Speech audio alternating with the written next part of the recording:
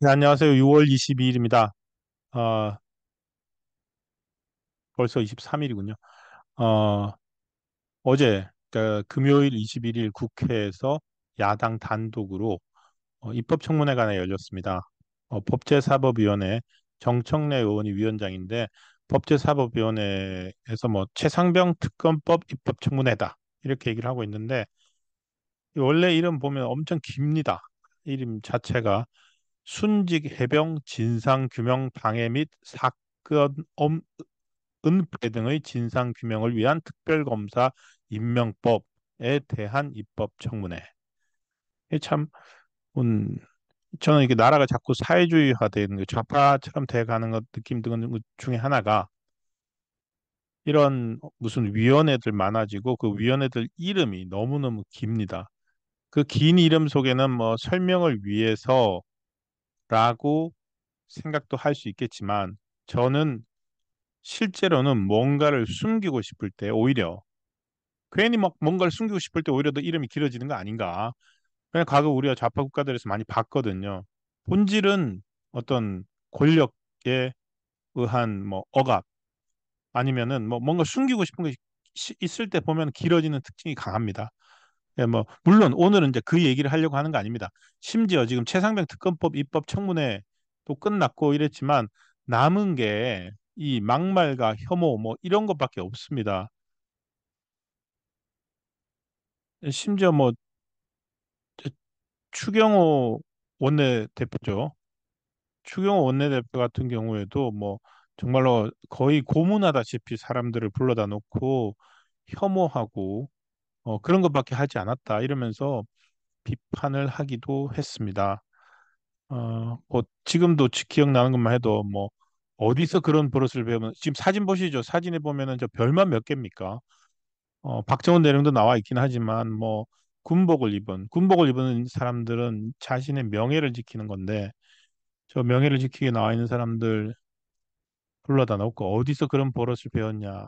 또 뭐 다른 또 법제사법위원 같은 경우에는 정청래 위원장이 계속 뭐 조금만 뭐 자기한테 뭐 원하는 대로 말 안 하면은 10분 동안 뭐 나가서 있어라. 마치 교실에서 선생님이 말 안 듣는 말썽꾸러기들한테 하듯이 그런 모욕적인 어, 뭐, 그 지침을 내렸고, 원래는 이게 국회 내 질서 유지를 위해서 하는 게 그 10분 동안 밖에 나가 있게 하고 이런 건데, 저 사람들이 질서 유지를 어지럽힐 만한 건 하지 않았거든요. 그런데 그게 뭐 국회법 뭐 48조인가 있다면서 나가서 10분 동안 나갔다 오라 그러고, 그 옆에서 말 거둔다고 또 다른 위원은 뭐, 나가서 손 들고 서 있다가 오라 그러고, 이제 아무리 야당 국회의원이고 국회 최다 다수당 의원들이긴 하지만 저런 본인들은 그걸 통해서 뭐 학적인 재미를 느끼는 것처럼 느껴질 정도로 혐오적이고 막하는 그런 행동을 했습니다. 그런데 그게 그냥 이 사람들이 그냥 그렇게 하는 게 아니라 우리가 지금 보십시오. 이거 끝나고 난 다음에 남은 게 그거밖에 없어요. 그 내용이 뭐였는지는 기억도 안 납니다. 근데 야 정청래가 시원하게 정말 잘하더라 이런 반응들이 있거든요.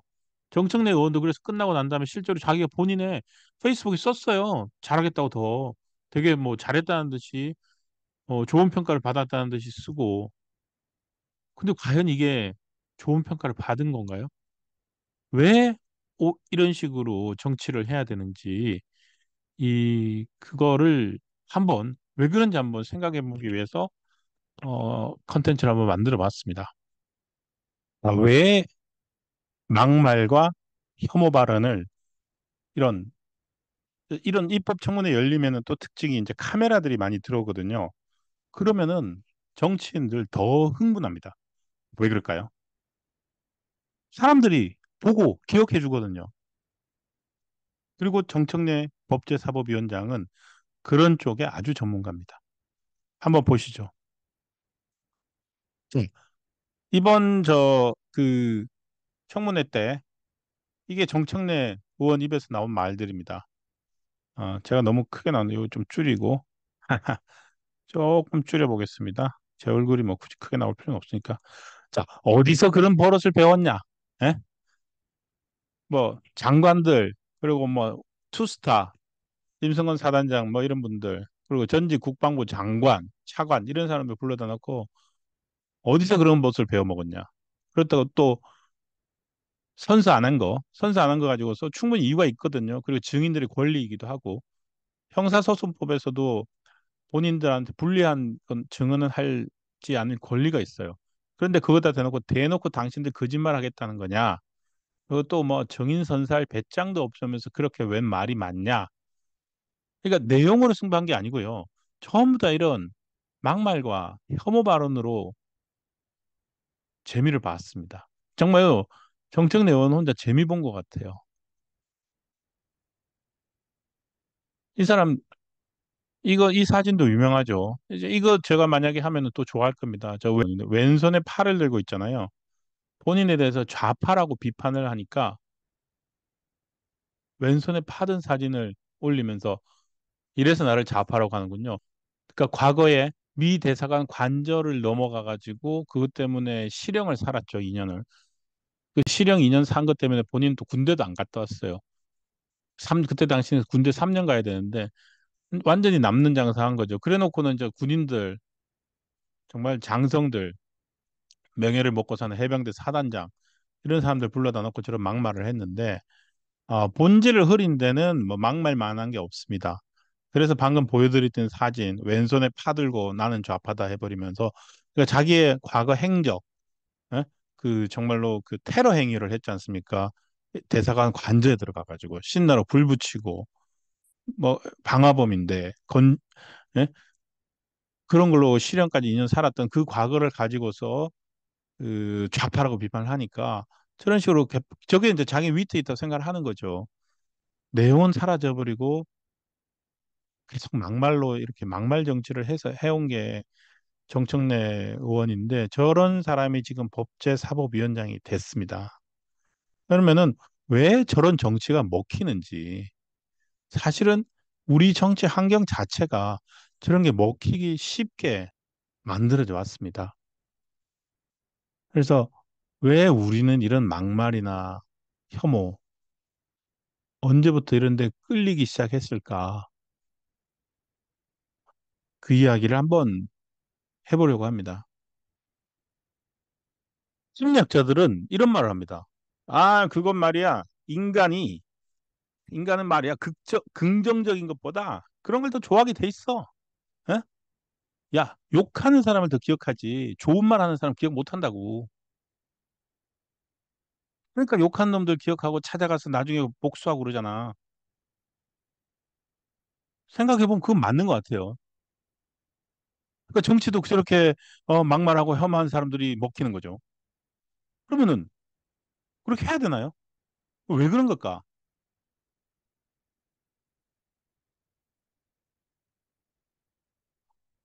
왜 그런지를 얘기 좀 해줘야 될 거 아닙니까?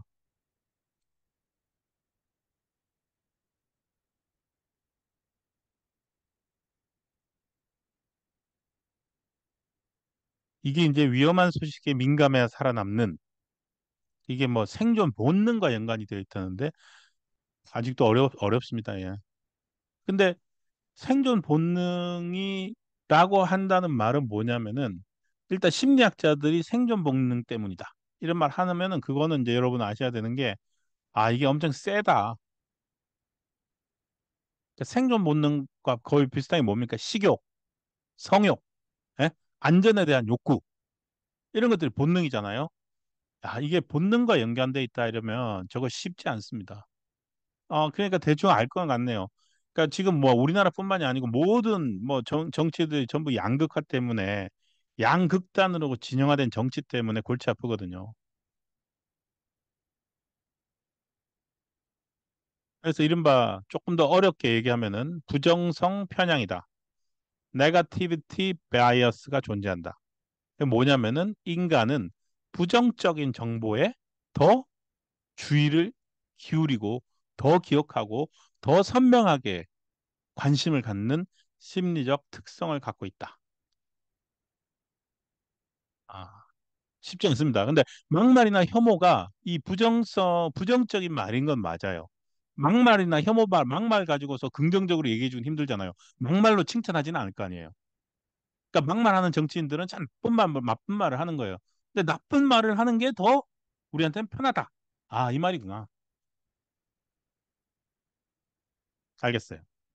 나쁜 말 하는 게 더 편하다 이거죠. 예.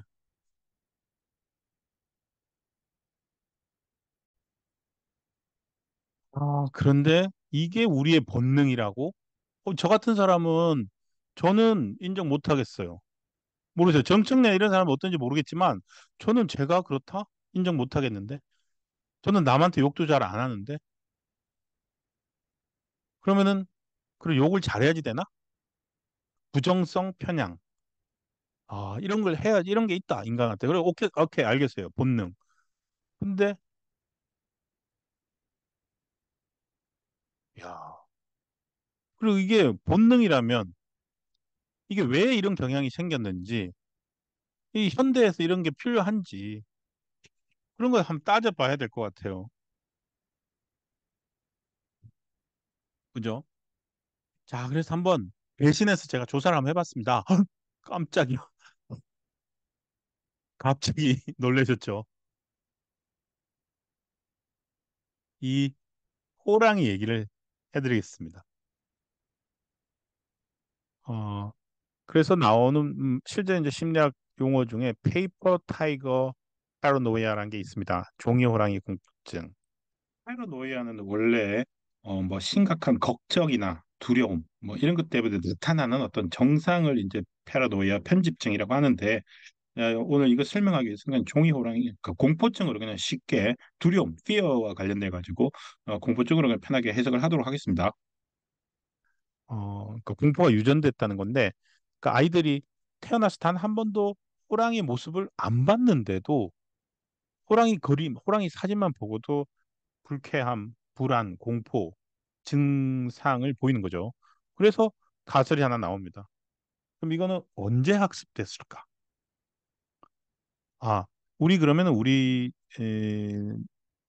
두뇌에 이런 파충류 그리고 뱀 같은 것도 싫어하잖아요. 파충류나 그리고 거대 고양이과 동물들 뭐냐면은 인류가 진화 과정에서 인류의 생존을 위협하는 동물들에 대한 공포는 학습이 됐고 그리고 유전자를 통해서 각인이 된 거다.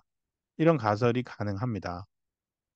그에 따라서 우리 뇌도 어떤 바이어스, 부정성 편향이라는 게 만들어지게 돼서 그게 지금까지 나오고 있다라는 가설로서 인지심리학자들이 만들어내고 있는데 상당히 설득력이 있습니다. 그러니까 이런 거를 알면은 부정적 정보에 대해서 막말이나 혐오 발언에 대해서 좀 이렇게 저항하고 빠져들지 않는 힘이 생기지 않을까 싶어서 잠깐 간략하게 하나 말씀을 드려볼게요. 자, 여러 정보가 있을 수 있습니다. 그러니까 이건 정보와 사실에 관한 실제 사실과 사실에 관한 정보를 우리가 뇌가 어떻게 판단하고 받아들이느냐의 문제입니다.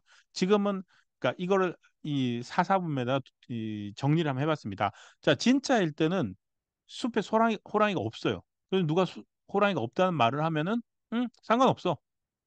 호랑이가 없으니까 안전하죠. 숲에 가도 됩니다. 그런데 문제는 호랑이가 없는데 호랑이가 있어. 라고 거짓말을 하는 사람들이 나옵니다. 그러면 호랑이가 있어. 라는 말을 듣고서 숲에 안 갑니다. 쏘고 넘어가는 거죠. 대신에 안전합니다. 그리고 심지어 숲에 호랑이가 있어. 이 말을 에이 거짓말. 야, 할 거라고 생각하고 숲에 가요. 가도 안전합니다. 왜? 호랑이가 없으니까. 근데 문제는 이 숲에 호랑이가 있는 경우입니다. 숲에 호랑이가 있을 때, 뭐, 진짜 정보, 거짓되지 않은 정보라면, 호랑이가 있어. 라는 말을 듣고 안 가면 되죠.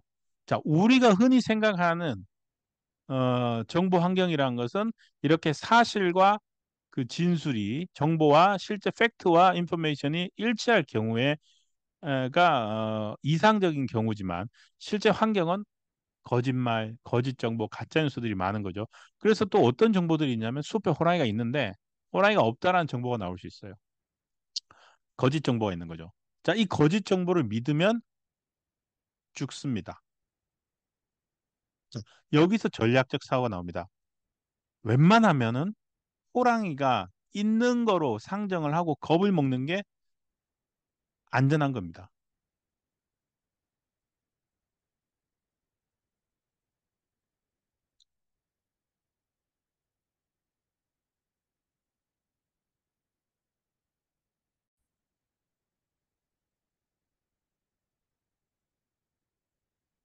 아, 이게 인간이 진화 과정에서 어떤 사람들이 어떠한 정보에 대해 정보를 다루는 어떤 정보를 받아들일 때 외부 세계에 대한 정보를 받아들일 때 어떤 정보 어떤 식으로 태도를 보이는 것이 생존을 위해서 더 유리했는지를 충분히 짐작해 볼 수 있는 케이스입니다. 자, 숲에 호랑이가 있다. 사실 진짜 정보일 때는 아무 문제가 안 됩니다. 숲에 호랑이 있을 때 진짜로 안 가는 거죠. 주의를 해야 되는 거죠. 그리고 거짓말일 때, 거짓말일 때조차도 이때 쏘가 넘어간 거예요. 거짓 정보를 믿어요. 그렇지만 생명이 위협하지는 않습니다. 근데 이, 이 잘못된 정보, 숲에 호랑이가 없어, 안전해, 괜찮아. 자, 긍정적 정보죠. 자, 부정적 정보, 숲에 호랑이가 있어, 숲에 호랑이가 있어. 부정적 정보를 믿으면 안전합니다. 근데 부, 이 부정적인 정보가 아니라 긍정적 정보, 숲에 호랑이 없어. 숲에 호랑이가 없다는 긍정적 정보를 잘못 믿었다가 죽을 수가 있어요. 물론 숲에 호랑이가 없을 때 없다는 긍정적 정보는 그 자체로 문제가 안 되죠. 그럼 우리는 어떻게 됩니까? 이 거짓말을 가지고서 한 번의 실수를 할 수가 있는데 이 첫 번째 실수, 호랑이가 있다는 말을 듣고 쏘가 넘어가면은 그뭐 죽지는 않아요. 그런데 야, 두 번째 실수, 이 파란색 이 호랑이 없어. 안전해. 이 안전하다는 말을 들었다가는 잘못 들으면 그때 약간 죽음이거든요. 어떻게 해야 되겠습니까? 우리는 이 두 번째 실수를 하지 않기 위해서 계속 부정적 정보를 더 워치를 합니다. 첫 번째 실수를 계속 수천 번 반복하더라도 쏘가가지고 아유 가도 상관없는데 안 가더라 괜히 과도하게 반응을 하더라도 목숨은 구하거든요. 그런데 그래서 얻게 된 교훈이 뭐냐면 어떤 위협이나 이런 것들에 대해서는 과대평가하는 것이 이 부정적 편향으로 나오게 됩니다. 그래서 어떻게 되느냐? 우리는 다 어떤 사람들이 후회다? 자, 숲에 호랑이 없어? 괜찮아. 이런 말 들었던 사람들은 아주 긍정적인 사람들이죠. 이 아주 긍정적이고 이런 사람들은 우리 조상이 아닐 가능성이 높습니다. 왜? 숲에 호랑이 없어? 괜찮아. 갔다가 이미 돌아가셔가지고 후대 유전자를 남기지 못했죠. 그럼 우린 누구의 자손이냐?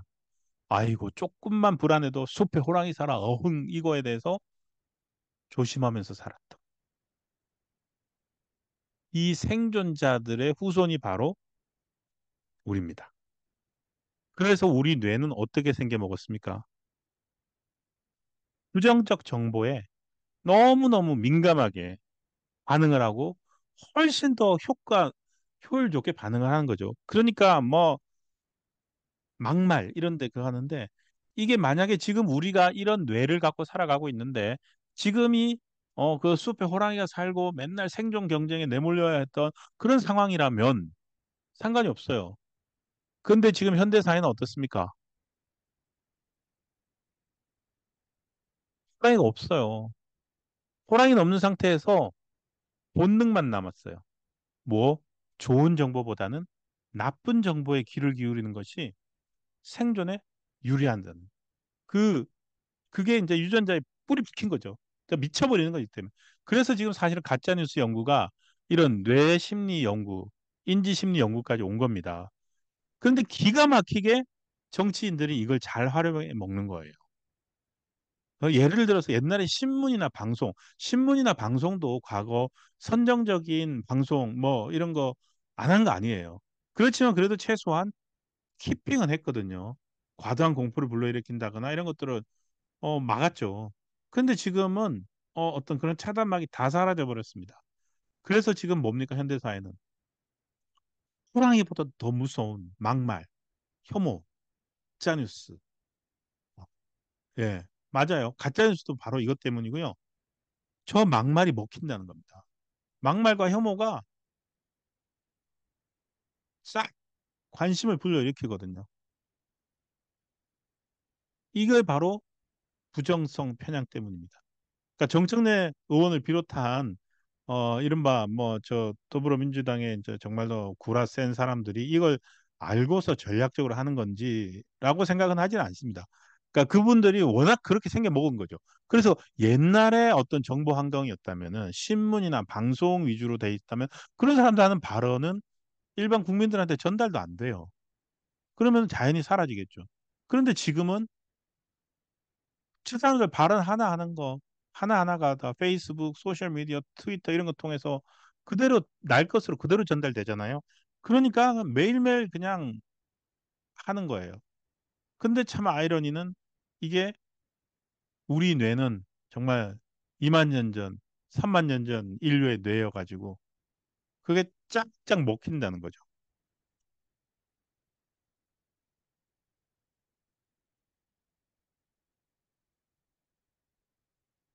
실제 그러면은 실험들을 그러니까 입증을 해야 되잖아요. 방금 같은 가설을. 이 정리를 하면 이렇게 됩니다. 부정성 편향은 좋은 정보보다 나쁜 정보에 더 인간은 각성되고 영향을 크게 받는다. 이게 바로 지금 뭐 제가 뭐 동어 반복인데 같은 말씀 드리는 건데 그래서 지금 정청래 의원 같은 사람들이 더 훨씬 더 먹히는 시대가 됐다. 막말이나 혐오 발언에 더 귀에 쏙쏙 박히고 진짜 못한다. 비난하고 비판하고 지금 저 최상병 입법청문회 내용 기억나는 거 있습니까? 없잖아요. 뭐 막말했던 그것들만 뉴스가 되고 소식이 전해지고 하지 않습니까? 이 뭐 이거는 유명한 이 논문입니다. 논문에 나오는 그림입니다. 네거티브 뉴스 on 트위터.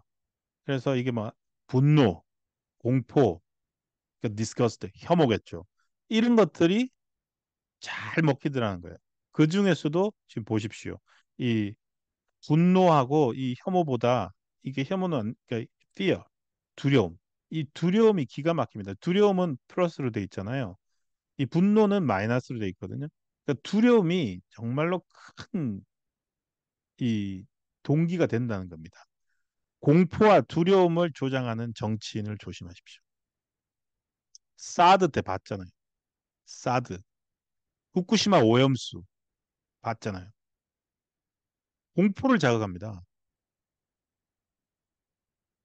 공포를 자극할 경우에 조심해서 들어야 되는데 우리 뇌는 맨날 속아 넘어갑니다.